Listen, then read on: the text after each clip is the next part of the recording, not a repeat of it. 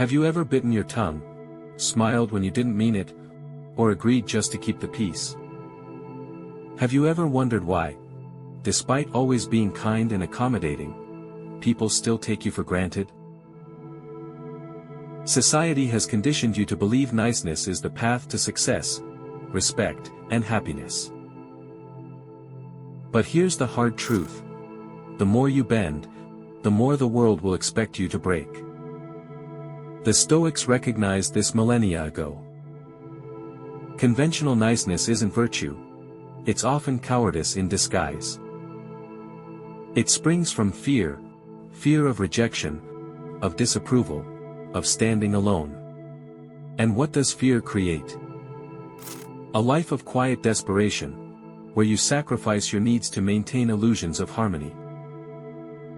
But peace bought through surrender isn't peace. It's captivity. If you want respect, stop chasing approval. If you want strength, learn to say no. If you want to live as a Stoic, replace hollow pleasantries with something far more powerful: virtue, fortitude, and unshakable integrity. This isn't about becoming callous.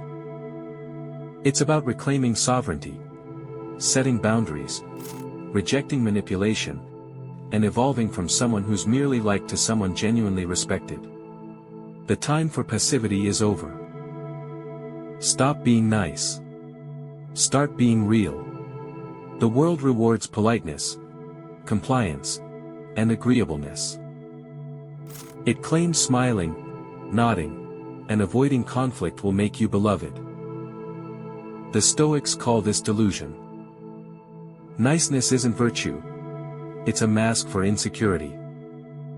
True virtue demands courage, justice, wisdom, and self-discipline. It means standing firm in your truth, even when others squirm. Nice people seek validation. Virtuous people uphold principles. Choose the former, and you auction your soul to the highest bidder. Chronic niceness turns you into a pawn. People smell neediness and exploit it. The nice are seen as malleable, while the virtuous are respected for their unwavering core. But the deeper damage is self-inflicted. Every time you prioritize others' comfort over your convictions, you erode your self-worth. You teach yourself that asserting boundaries is selfish, that your desires matter less. The Stoics rejected this lie. True strength requires placing integrity above approval. This isn't permission to be cruel. It's a mandate to be authentic. Stoicism draws a clear line between diplomacy and doormat syndrome. You needn't please everyone to live meaningfully. In fact, the more you seek external validation, the further you stray from your true self. Your duty isn't to comfort others at the expense of your soul.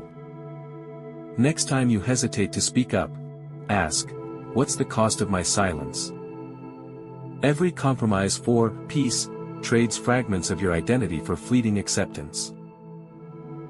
Respect, both self-respect and others, is earned through uncompromising self-honesty. Seeking approval is voluntary enslavement. The Stoics practiced autarky, self-sufficiency, deriving validation from within. As Marcus Aurelius observed, "It baffles me. We love ourselves more than others, yet value their opinions more than our own. Why? Fear. We're brainwashed to equate being liked with being worthy. But here's reality. No matter what you do, someone will disapprove. You could move mountains for others and still face criticism.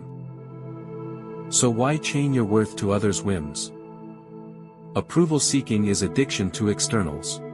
When your happiness depends on others' validation, you relinquish control over your peace.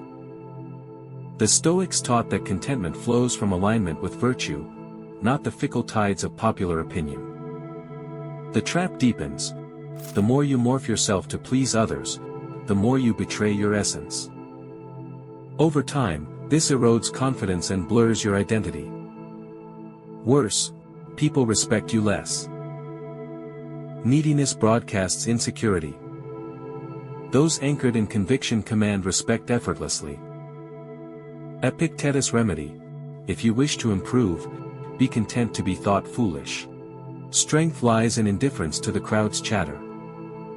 A man without boundaries is a ship without a rudder, drifting wherever others push him. The Stoics saw this not as kindness, but failure of self-mastery. Your time, energy, and attention are finite resources. Squander them, and you bankrupt your potential. Seneca warned, life speeds by while we postpone living. Boundaryless niceness has consequences. Others assume your resources are infinite. You become a supporting character in others' stories. Resentment festers beneath forced smiles. Setting boundaries isn't selfish, it's strategic. Like a wise investor, you must allocate your life force deliberately. True boundaries aren't walls, they're gates with intentional access.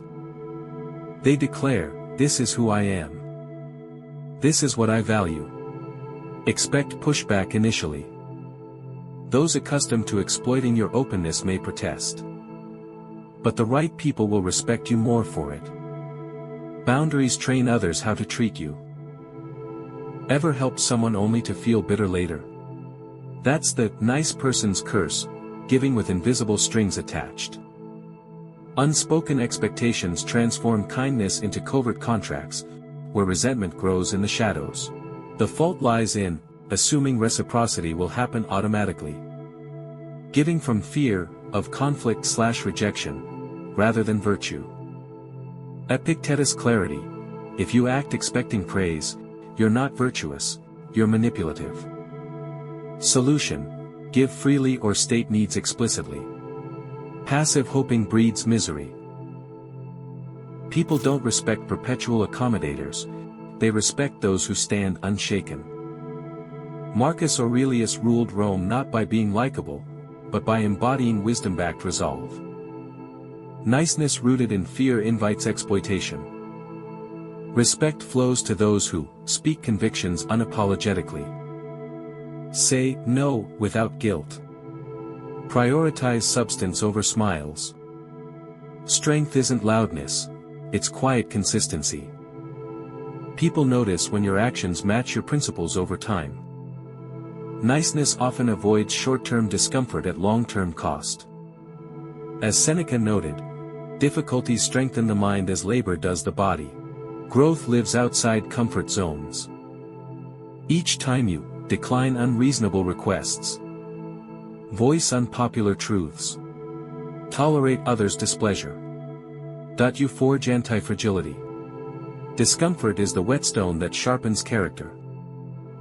The Stoics didn't avoid it, they leveraged it. Final truth: the world doesn't need more nice people, it needs more authentic ones. Not cruel, not indifferent, but unshakably rooted in virtue. Your mission isn't to be liked, it's to live with such integrity that respect becomes inevitable. Start today, pause before automatic agreement. Journal boundary violations. Practice clear no. The path won't always be comfortable, but it's the only one worth walking. Stop performing. Start living.